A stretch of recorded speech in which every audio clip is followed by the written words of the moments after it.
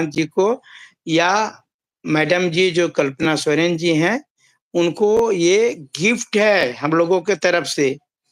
आप समझिए, आप वो लोग माने या ना माने, ये तो देखिए फिर होता क्या है। तो फिर जिनके खिलाफ आप लोग कहते रहे, जिस सरकार को लेकर आप लोग घेरते रहे, जिस सरकार के कार्यकाल में जो है आंदोलन हुआ, फिर आप इसे गिफ्ट कह रहे हैं।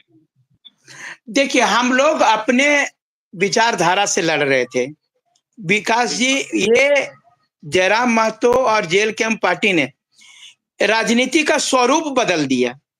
मैं बता दे रहा हूं कि जिस राजनीति में सादा कपड़ा पहनना, क्रिच मार के पहनना, ये करना, वो करना, मैंने फॉर्च्यूनर से एंट्री करना, ये सब सारा हेलीकॉप्टर एक बार दौड़ाना, ये सब सारा चीज खत्म। ये जो है युवाओं का, आप देखिएगा हमारे सारे लोग जो हैं वो सारे लोग युवा हैं।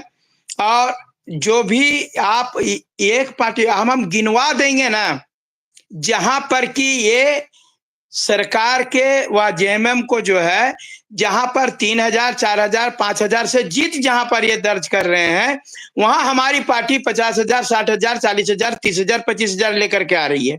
इस बात को आप मान रहे हो या नहीं मान रहे हो? गलत बोल रहा हूं? बिल्कुल मान रहे हैं, लेकिन उससे पहले 2-4 सवाल हैं आपसे। चूंकि हाँ। आप कोडरमा लोकसभा विधानसभा से चुनाव लड़ रहे थे और आपका जो है नामांकन जो है रद्द हो जाता है। उसके बाद चुनाव में सभी एक अपने अपने बिजी शेड्यूल में थे, लेकिन हालांकि ये मीडिया जगत में चीजें चली, आपने भी स्पष्ट किया कि भाई हमें जानकारी नहीं दी गई थी। लेकिन आपकी जो तैयारी है वो राजधनवार को लेकर थी। राजधनवार में आप लोगों का जो वोट है वो बड़ा कम आया है सर। कैसी फील्डिंग रही राजधनवार की? राजधनवार से नाता रहा आपका? नाराजगी आपकी साफ साफ जो है पहले जाहिर होती रही है, लेकिन वोट के आधार में बहुत चौंकाया है राजधनवार में। राजधनवार में खाली हमरे पार्टी चौंकाया है, दूसर का पार्टी नहीं चौंका दिया। आप जिसको बोल रहे हैं, लाल सलाम बोल रहे थे अबरी मंत्री बनेंगे, वो कहां पर पहुंचे सो नहीं देख रहे हैं। उस बात को भी देखिए, जो बोल रहे थे कि अबरी अबरी सरकार में मंत्री बनेंगे, तो उनका प्रतिशत देख लीजिए ना कितना पर पहुंचे सो। सिर्फ हम अब देखिए, दोस्त जो हमारा पार्टी का, देखिए हम पार्टी के साथ हैं, हम मानते हैं कि हमारे वहां पर इक्वेशन कुछ गड़बड़ हुआ और वोट कम आया। इसका मतलब ये नहीं कि वहां पर जेल कैंप कमजोर हो गया है। आने वाले समय में बहुत बेहतर करेंगे, ये चीज आपको विश्वास दिलाते हैं।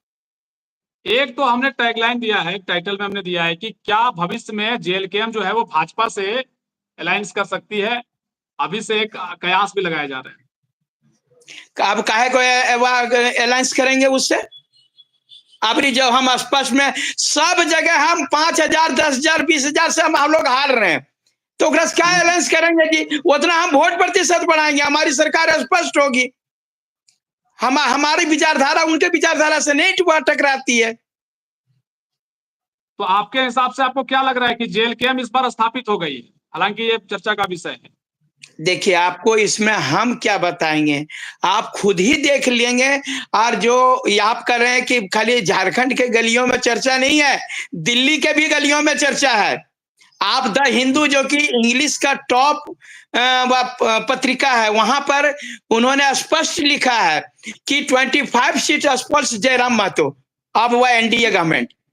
तो ये चीज जो है, मैंने आप वो लोग भी सर्वे कर रहे हैं, ये चीज भी आप बता रहे हैं हम लोगों। आप खुद देखिए, आप जैसे अगर राष्ट्र स्तर की पार्टी की बात कर ले, जहाँ भाजपा और कांग्रेस नजर आती है, उसके बाद क्षेत्रीय दल में झारखंड मुक्ति मोर्चा जो है वो कभी अपने बलबूते तो बहुमत का आंकड़ा कभी झारखंड की राजनीति में देखा नहीं गया है। गठबंधन तो हमेशा से एक स्वरूप रहा है। तो आप तो यही कयास लगाए जाएंगे ना कि भाई जेएलकेएम किस और? नहीं, ऐसा बिना बात नहीं। बिना अलायंस के तो सरकार बनाना बहुत मुश्किल है मनोज जी, इसको तो आप भी समझते हैं बखूबी।